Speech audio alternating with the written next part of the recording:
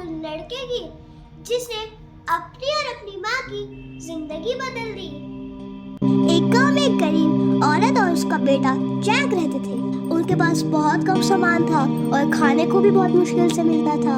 उनके पास बस एक गाय बची थी जिसे वे दूध के लिए रखते थे। एक दिन वह गाय भी दूध देना बंद कर दी। तब जैक की माँ ने कहा, बेटा इस गाय को बाजार ले जाओ और बेच दो ताकि हम कुछ खाना खरीद सके। जैक गाय लेकर बाजार की ओर चला। रास्ते में उसे एक अजीब बूढ़ा आदमी मिला। उसने कहा, मैं तुम्हारी गाय के बदले में जादुई बीन्स दूंगा। अगर 2 महीने लगाओगे तो ये तुम्हें अमीर बना देंगे। जैक ने सुनकर बहुत खुश हुआ। उसने वो गाय उस आदमी को दे दी।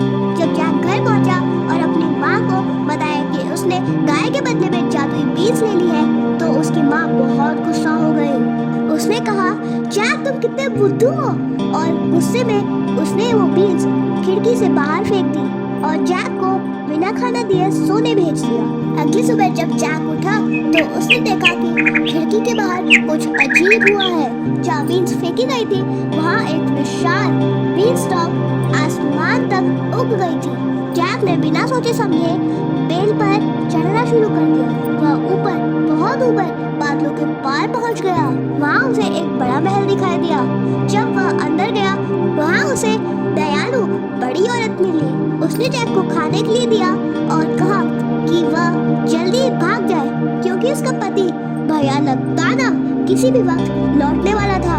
तभी जमीन हिलने लगी और एक भारी आवाज आई, शाम की खून की गंध आ रही है। दानव बहुत बड़ा और डरावना था, लेकिन उसकी पत्नी ने जैक को छुपा दिया।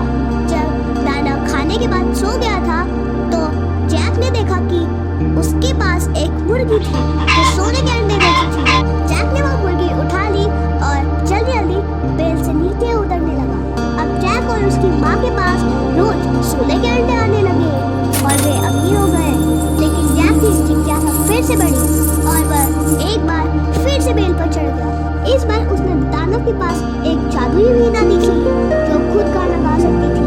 जैसे ही उसने वीणा उठाई वह जोर से बोली, मालिक मालिक। दानव जाग गया और जैक के पीछे भागा। जैक तेजी से बेल से नीचे उतरा और नीचे पहुंचते ही अपनी माँ से बोला, कुल्हाड़ी लाओ। जब दानव बेल से नीचे उतर रहा था जैक ने बीन्सटॉक काट दिया। बड़े धमाके की आवाज के साथ दानव नीचे गिरा और मारा गया। उस दिन के बाद जैक और उसकी माँ हमेशा के लिए खुशी से रहने लगे।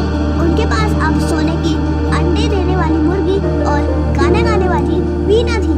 उन्होंने फिर कभी गरीबी नहीं देखी। अगर आपको स्टोरी पसंद आई तो please like, share and subscribe कीजिएगा।